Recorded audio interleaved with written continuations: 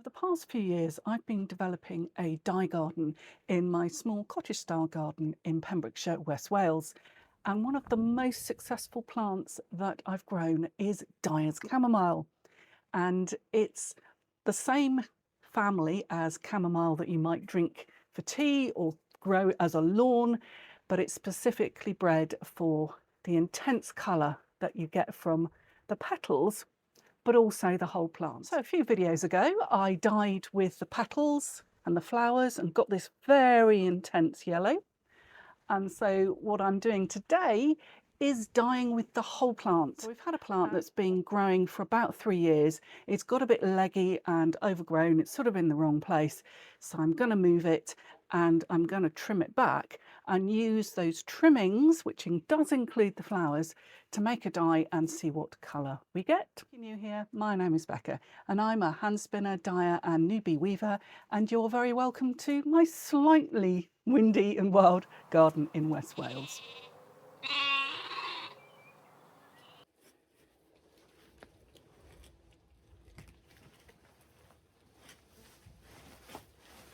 So, as often happens in this garden, what was supposed to be a 5-minute job turned into an archaeological dig, and I found the most enormous kind of bit of concrete, which I kind of had to get out. So I got that out. So we are now, rather than 5 minutes later, about 2 hours later. However, what I have down here is rather leggy and in need of renewing Dyer's chamomile. So what I'm going to do is I'm going to cut that down and just kind of replant the stump in a big pot, and fingers crossed it'll come back to life. I mean, they are fairly short-lived, so it might not do, and that's kind of fine. If it doesn't, I'll just plant some more. But anyway, that's done. And so the next part of the process is to, as I say, chop that up, pop it in some rainwater, and we do still have some rainwater. I was kind of getting to the point where I was thinking, should I be doing any dyeing? It's been so dry, but we do have some rainwater. So I'm going to put it in a big thing of rainwater and extract the colour. So I better go on with that, I guess. On the channel, I have a full playlist of the very basics of how to do natural dyeing, how to extract the colour and how to mordant, and I will link that in the description below.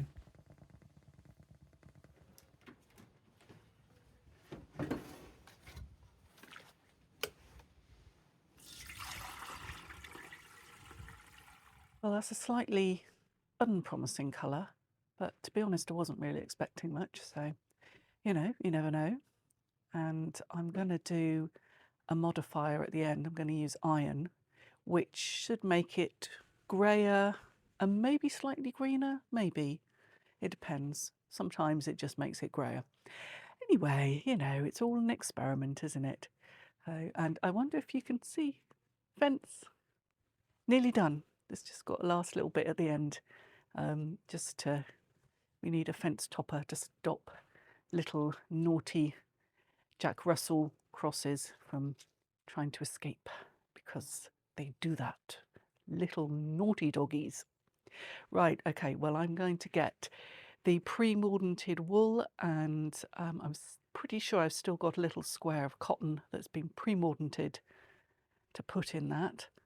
And if you are new to natural dyeing and you haven't done mordanting before, which is pre-treating so that the dye is taken up onto the fabric more effectively, I do have videos, and I also have a free downloadable PDF, which if you sign up for my newsletter, then you can get that, and I will link that in the description below. So I've been soaking this for nearly an hour, and it's always best to re-wet any stored fibre or fabric that you have mordanted before you put it in. It helps with absorption and another opportunity to pick out a little bit of VM. And this is Lincoln Longwool. I haven't got very much of this left, but I'm doing about 50 grams, and then this is my last square of pre-mordanted cotton. So I'm actually going to have to make that video, aren't I, about how to mordant cotton, because it is different from wool. But I will finally get round to making that video. Anyway, so this is going to go into the dye, and that's going back on the heat.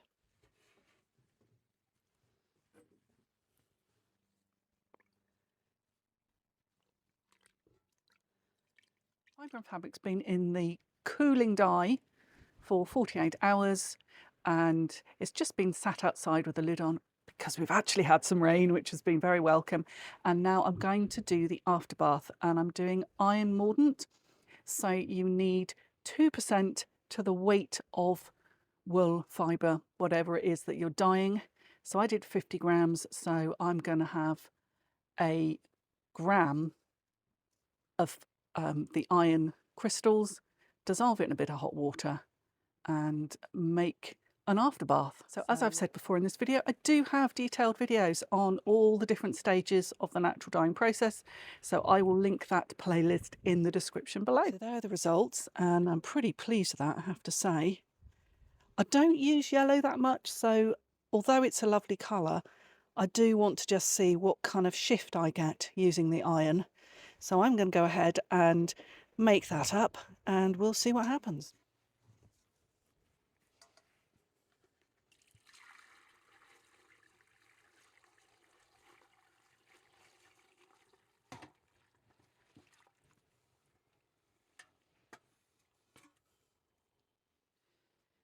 So I've made up my solution, and this is something that I only use for dyeing. So this is just going to go in here, followed by our wool fibre, and I've actually pulled out the cotton because I have to say I do rather like that colour, and I'm interested to see what sort of colour change we get. So let's pop this in here. So there's cold water in here that I've just added water from the kettle to make up the solution. So this is not going to be hot. This is going to be fine for adding our wool to. And then I'm going to put it on the heat until I get a colour change. And you can already see there's a bit of a colour change. I'm not going to have to give it very long. Generally, I do it by eye, but you're probably not going to need to give it much more than 5 minutes. Sometimes more, it depends what it is, but we'll have a little look.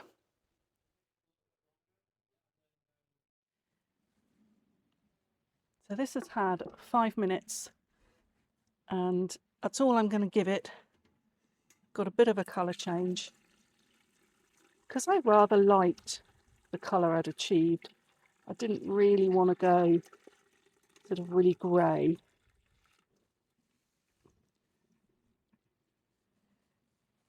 But it's more of a sort of olive colour. It's going to change when it dries. So I'm just giving it a little rinse. That's just rainwater. Then I'll let it dry and we'll see what sort of colour we end up with.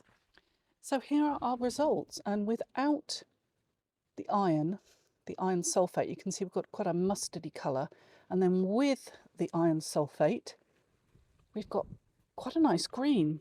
And then if you compare it to just the flowers, you can see it's quite different in colour.